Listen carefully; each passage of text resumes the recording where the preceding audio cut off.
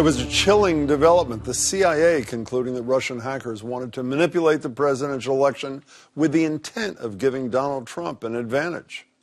I think it's ridiculous. I think it's just another excuse. I don't believe it. I don't know why. And I think it's just, they talked about all sorts of things. Every week it's another excuse. But the president-elect didn't just dismiss the claim of Russian intervention. In a statement, his transition team blasted the competency of the federal government's intelligence agencies, saying, quote, "These are the same people that said Saddam Hussein had weapons of mass destruction." Now, some Republicans are breaking with Trump about the severity of the situation. Yesterday, Senators John McCain and Lindsey Graham said they were joining a bipartisan effort to investigate exactly what role hacking played in the election. And today, Senate Majority Leader Mitch McConnell made it clear where he stands on the issue. It defies belief that somehow Republicans in the Senate are reluctant to either review Russian tactics or ignore them. So last, let me say that I have the highest confidence in the intelligence community and especially the Central Intelligence Agencies. The CIA is filled with selfless patriots, many of whom anonymously risk their lives. This backlash is taking place as reports indicate ExxonMobil CEO Rex Tillerson is likely nominated to be the next Secretary of State. He's had extensive business dealings in Russia and was awarded the highest honor a non-Russian can receive by Vladimir Putin. Florida Senator Marco Rubio, who sits on the Foreign Relations Committee and faced off against Trump in the Republican primary, tweeted, "Being a friend of Vladimir is not an attribute I am hoping for. Hashtag Secretary of State." And this afternoon, John Podesta, one of Hillary Clinton's top political advisors, said the campaign will support an effort to give the members of the Electoral College meeting next Monday an intelligence briefing ahead of their scheduled vote. Once again, we're in uncharted waters. Here for some insight are retired Brigadier General Kevin Ryan, who is the director of the Defense and Intelligence Project at Harvard University's Belfer Center. So good to meet you, General. Expert on Homeland Security, National Security, Juliette Kayyem, host of the Skiff podcast and founder of Kayyem Solutions. Hey there, Juliette. And Jim Walsh from MIT's Security Studies Program. Jim, good to see you again. General, starting with you, virtually all in both parties say it's a serious matter. Virtually all in both parties say there should be hearings. The outlier is the president. As you heard, they say the CIA has been wrong before. Does he have a leg to stand on here? I think he has a leg to stand on if you think about the wording of the CIA's assessment. We haven't seen that yet, just like we didn't see the assessment about WMD when it first came out in the early 2000s. So that wording, when it was finally revealed, the WMD one, that wording was more nuanced than simply the Iraqis had a WMD program. And this wording may be more nuanced than what we're actually getting in the press. That's about the only leg to stand on. But in the meantime, he's undermining potentially American confidence in our intelligence community, is he not? You mean is the president? The president-elect, yes. By challenge, by saying, I don't believe it, it's, quote, ridiculous? No? No, you know, his whole persona has been to break the mold and be out of character for a normal presidency.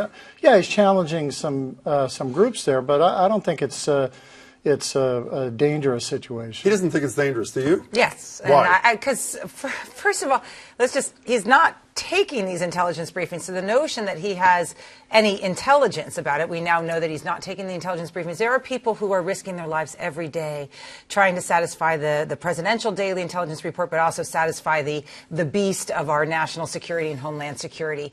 And to simply dismiss them so publicly, so self-righteously, without essentially saying, okay, let me see the case, not only undermines them, it undermines our allies' confidence in our own intelligence agencies. And look, there's going to be a debate about the policy implications of what happened with Russia, but to say that the entire intelligence foundation is ridiculous is a really scary way to start your presidency. But you can break the tie, but let me just add something to what the general said a minute ago. Even the agencies themselves are not in total agreement.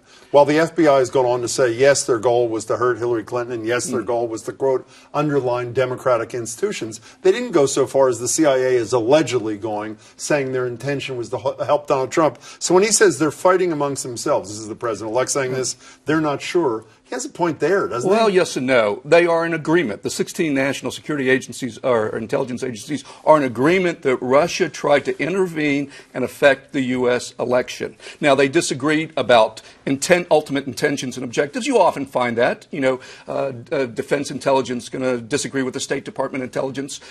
Was Russia after trying to get Trump elected? Was it simply trying to disrupt the election? Was it trying to just undermine Hillary Clinton? You think it doesn't even matter? It doesn't matter. It's a foreign country. We have a president-elect of the United States of America who is defending a foreign country who launched a cyber attack against our democracy and then attacks the agency who's sworn to defend the United States. General, let me go back to you. I mean, you lost this one 2-1, but let me go back to you. What troubles me is if Donald Trump, so far, who is an unconventional president, no one would doubt that, one of the reasons he is the president-elect, doesn't believe, in quotes, what he hears from the CIA, then one would assume he does believe what a fellow general of yours is, General Michael Flynn, believes.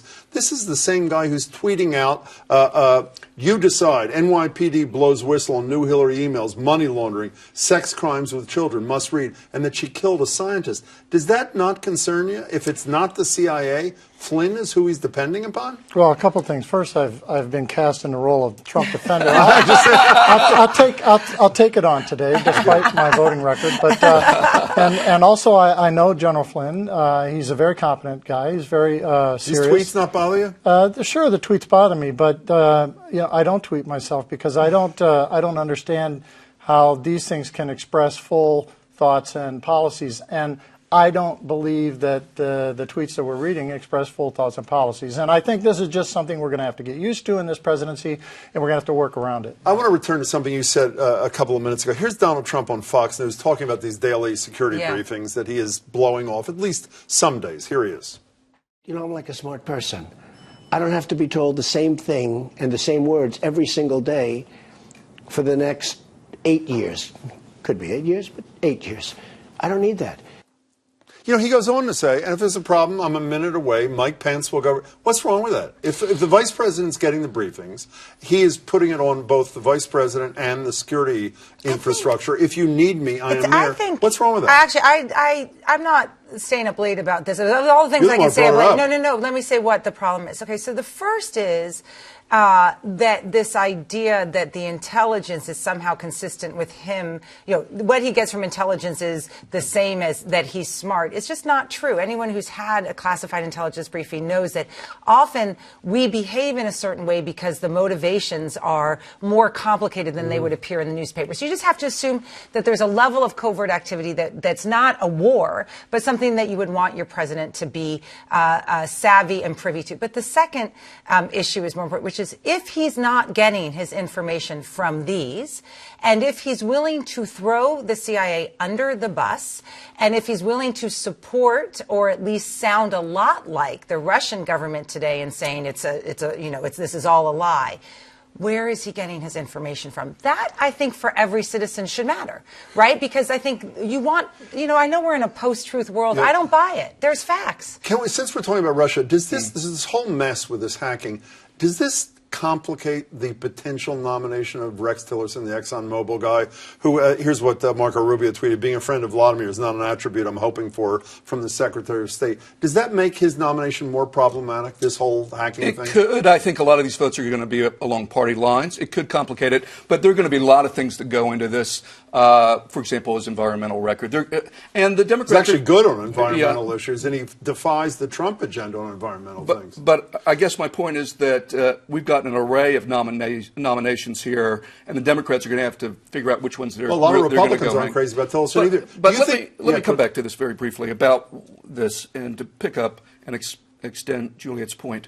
One of the dangers here is by throwing the CIA under the bus, really mocking them, questioning their judgment. The day may come in 4 years when he has to go before the American people and say, we're under attack, we face a threat.